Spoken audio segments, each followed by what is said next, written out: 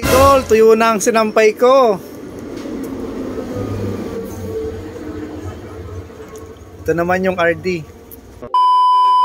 So ito na po mga idol, kompleto na po. Tapos na po nating pinturahan at siguro naman tuyo na po ito. Yan, ito po yung ating sprocket. Tapos ito naman po yung ating RD. Bubuuin na po natin uli yan para may lagay na po natin at mabuo na po natin yung ating bike. Yan, ating gagamitin.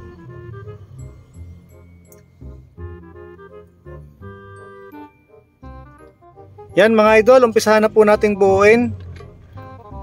Lagyan lang po natin ng konti ito ang grasa. Yan.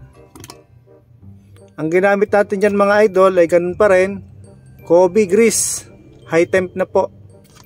Konting-konti lang naman yung paglalagay natin ng grasa dyan. Yan.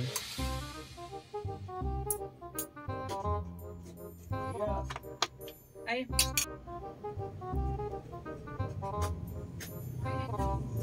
Yan. Yan po mga idol, nalagyan na po natin yan ng kaunting grasa. Yan mga lods, ganito lang po yung ating gagawin. Baliktarin lang po natin yung sprocket. Ayan. Tapos ilagay natin itong tatlong to. Yan. Okay. Tapos harangan lang natin dyan para di malaglag. Saka natin ilagay itong pinakamalaki. Yan.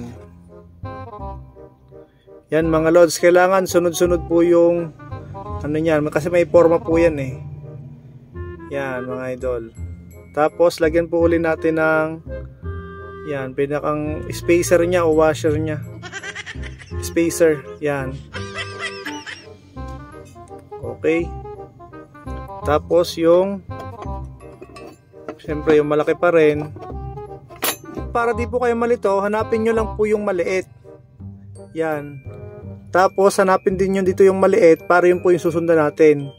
Yan, bali yan, nakaganto po yan. Tapos kailangan mga lods, nasa ibabaw po, may makikita po kayo dyang mga number. Yan, 24 teeth, kagaya nito, 28 teeth, ganon. Tapos mga lods, ito na po yung panghuli, 16 teeth. Yan, dyan na rin po natin ilalaki yan mga idol. Yan, swak na swak. Tapos saka natin ulit. Yan.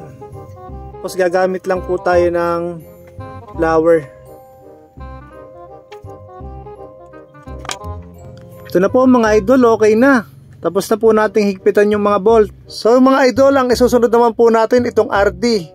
Yan, tinakpan po natin yung pangalan para hindi po yan mapinturahan. Dito naman po sa RD mga idol, dapat hindi ko po yan pipinturahan. Kaso nga lang po, yung cage niya ay kinakalawang na.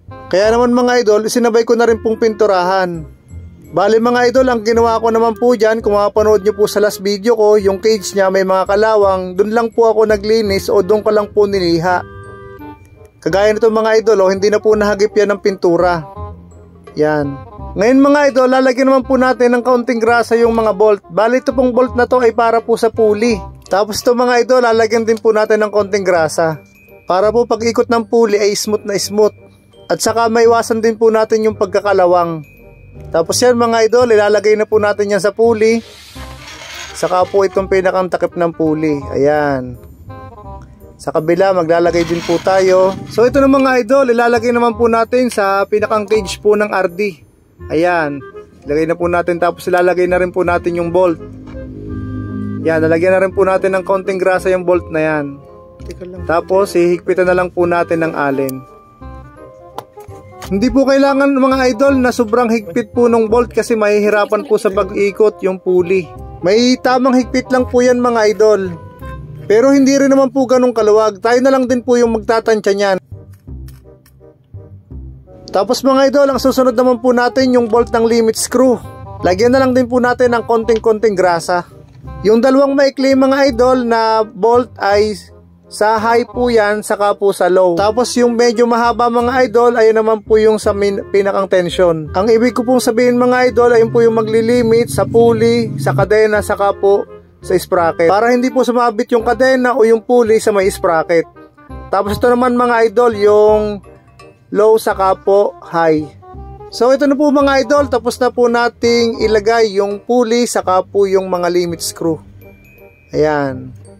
Okay na po at ikakabit na po natin yan mga idol. Abangan nyo na lang po yung next video natin. Pero bago po matapos ang video na to, ay nagpapasalamat po muli ako sa lahat ng ating mga followers at sa lahat po ng aming customer dito po sa aming shop. Yun lang po mga idol at muli po ay maraming salamat.